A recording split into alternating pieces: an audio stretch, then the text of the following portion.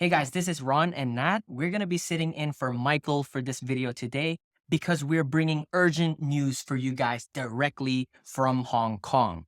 If you are bullish about Bitcoin and Ethereum, you have to watch this video. Let's dive right in. All right, so this is the biggest news that is happening right now in Hong Kong. Everyone is talking about it in the crypto industry.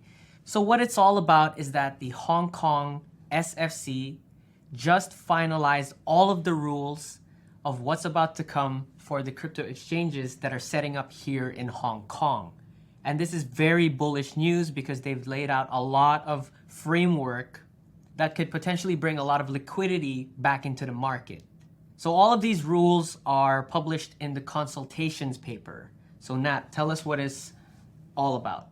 So the SFC basically allows all crypto exchanges to start applying for a license starting from June 1st, which means a lot of crypto exchanges will be competing and there will be huge volume coming into the Asian market. So after getting these vast licenses, the operations of crypto exchanges will be legitimized in the eyes of Hong Kong government as well as China. And tokens that these crypto exchanges will be allowed to sell will have large market cap as well as high liquidity, and that means Bitcoin and Ethereum.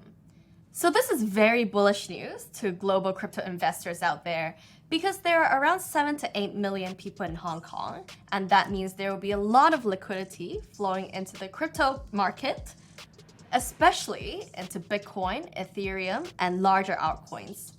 All in all, this is very bullish because we can expect to see a lot of new users and liquidity coming into the crypto market. However, if you live in Hong Kong like us, there's a lot of questions that we need to address because there are some catches to some of these regulations that we need answers to. Let's dive right in. So the first catch is no stablecoins would be allowed for retail investors to trade for the time being until 2024 because the SFC is actually developing their own regulatory framework around stablecoins. But there's a possibility that they might be using eHKD, which is a retail CBDC and acts as a stablecoin that pegs to HKD for Web3 transactions. And it's great that the SFC is taking this seriously because as we all know, stablecoin reserves has never been very transparent to us retail investors.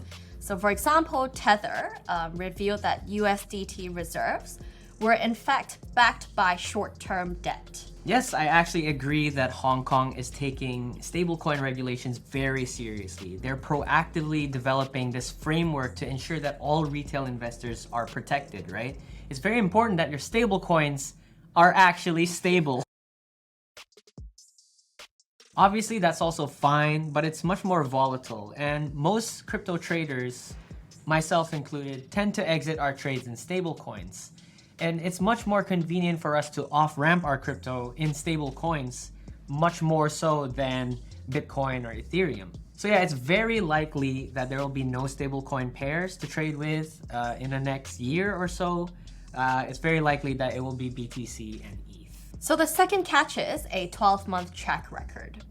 So as we mentioned just then, tokens with larger market caps and high liquidity, such as Bitcoin, Ethereum, and larger altcoins, are listed on these licensed exchanges. And in order for exchanges to list new tokens, there are high barriers to entries to these tokens. It is required that these newly listed tokens have a at least 12-month track record. And the reason for this is because the SFC aims to reduce the risk of hard-to-detect frauds, as well as possible impact on the price of the token due to marketing efforts leading up to initial offering. So put it simply, it basically means no market manipulation and the project needs to be regularly audited. So obviously this is great for security, especially for retail investors. What it does is it basically filters out the shit coins, the very risky scam tokens, and making sure that retail investors are safe. That is great. However, as experienced trader, this limits our trading options a lot, right? If we have to wait for 12 months for a new token to be listed, within that 12 months, there would have been so many opportunities that we would have missed out. And Maybe if there's a token that we're interested in that has very high potential, but they never get listed on the exchanges here in Hong Kong, then we would have missed out on those profits as well. So very similar to the stablecoin regulation, that they are regulating through protection. So they're making sure that there's a slow and steady growth. They're focusing more on security. They don't really care if you get to make a lot of money in the process. They just want everyone to involve, and you gotta sacrifice some to make sure that it pushes forward this mass adoption of crypto. So the third catch is, these regulations might be a bit confusing for OG or experienced crypto traders in Hong Kong. These regulations mainly target new crypto investors in Hong Kong, but they still need to address experienced crypto investors. Most OG crypto people in Hong Kong use Binance, Bybit, or OKX. But once these regulations take effect on 1st of June, will we still be able to trade on these platforms in Hong Kong? Because we're all KYC'd. Yes. So if Binance, Bybit, or OKX somehow cannot get a VASP license to operate in Hong Kong, then obviously we won't be able to trade on crypto. And that's very concerning, right? Because we do most of our trading there. We make money there. So what will happen to our account? What will happen to our funds? Are they gonna get locked away? Are we gonna go to jail? This is very concerning, but it's very likely that they will get their VASP license. They have a very strong reach here in Hong Kong and China.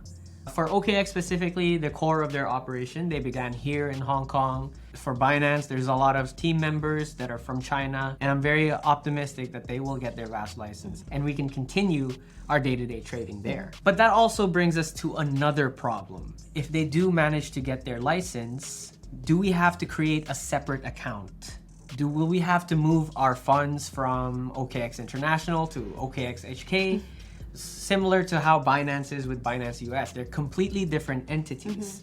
So it's gonna be a lot of hassle for us if that happens. Will there be a funding limit? Will there be fees in the process?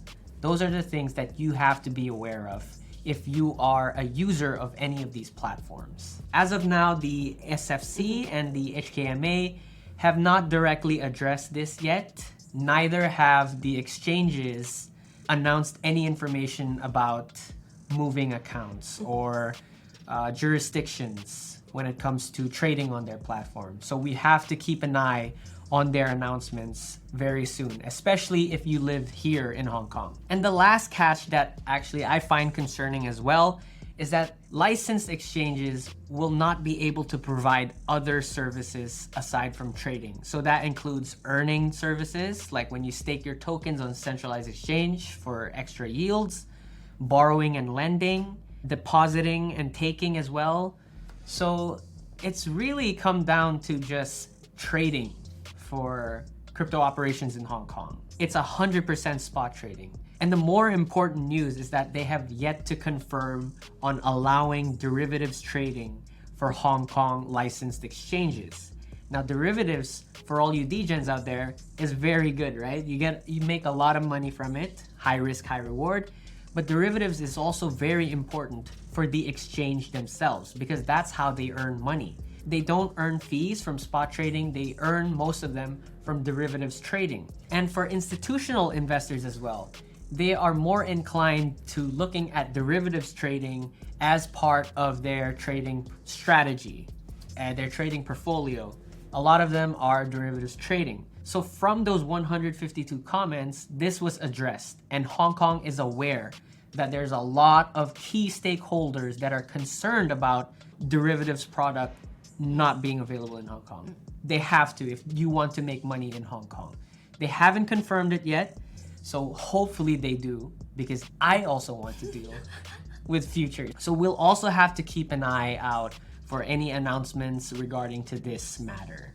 So all in all, this is very bullish news for global crypto investors as well as Hong Kong crypto investors. However, there are still a lot of concerns yet to be addressed, especially for OG crypto investors in Hong Kong. So that's it for today's video. Thank you for watching. If you found this episode helpful, don't forget to like, share, and comment down below to let us know what you think. And don't forget to subscribe to the channel so you never miss out on anything crypto related. And until next time, bye!